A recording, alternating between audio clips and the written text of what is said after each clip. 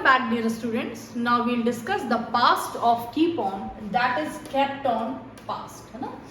तो kept on, keep का past kept होता है। आपको सेंटेंस प्रेजेंट में सिखाया मैंने कि राम प्रश्न पर प्रश्न पूछता रहता है, Ram keep on asking question after question. अब इसी सेंटेंस को जब हमें पास्ट में कहने की जरूरत पड़ेगी तो हमारी आईडी क्या होगी, करता रहा, करती रही, करते रहे। पास्ट में या तो आईडी में था, थी, थे आता है या आ ई ए की आवाज आती है ना। तो करता रहा, करती रही, करते रहेगी, यहाँ पर हम यूज करेंगे ना। अगर आप ऐसे बोलते करता रहता था तो भी आपको सेम ही स्ट्रक्चर यूज करना है। पास्ट पूरे प्रेजेंट के लिए एक ही स्ट्रक्चर है, पूरे पास्ट के लिए एक ही स्ट्रक्चर और पूरे फ्यूचर के लिए एक ही स्ट्रक्चर है। इसमें आपको और अलग स्ट्रक्चर बनाने की जरूरत नहीं है ना।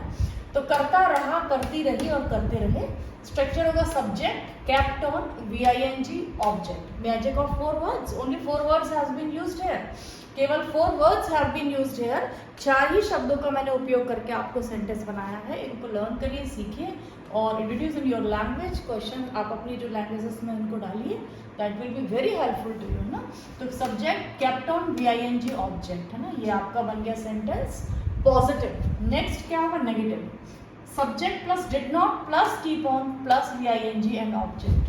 Confirmatory did plus subject plus keep on plus VING plus object, that is confirmatory interrogative which will always start from kya, answer will always in yes and no। and negative one, did plus subject plus not plus keep on plus VING plus object, ये भी आपके negative confirmatory negative है जो क्या और नहीं दोनों को इंक्लूड करके बनता है ना। तो ये हमने डिस्कस किया। अब हम इसके स्ट्रक्चर को एक बार और अच्छी तरह से समझ लीजिए। Subject plus kept on plus VING plus object. इसमें देखिए जब हमने यहाँ पे वीडियो यूज करी, kept on किया, पास्ट को हम बता रहे हैं। नेगेटिव में डिड नॉट, किसका यूज करेंगे हम, डिड नॉट का। डिड नॉट मीन्स पास्ट को डिनोट करते हैं। ये हेल्पिंग वर्ब किसकी है, पास्ट की है।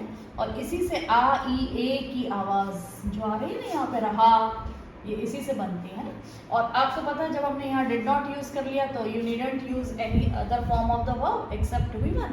डू, डज, डिड के साथ आप हमेशा V1 को ही यूज करेंगे, ठीक है।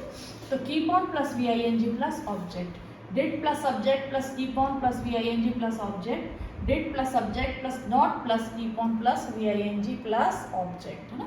तो ये हमने स्ट्रक्चर्स सीखे। अब एक सेंटेंस देखते हैं। आपको मैंने यही सेंटेंस प्रेजेंट में सिखाया था।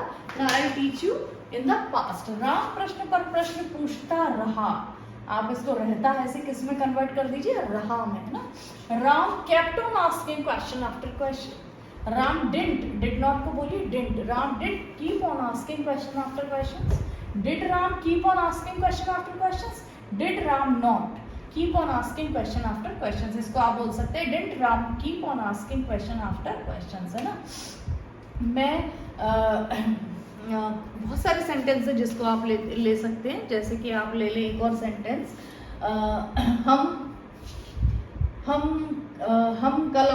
हम कल दिन भर काम करते रहे, है ना।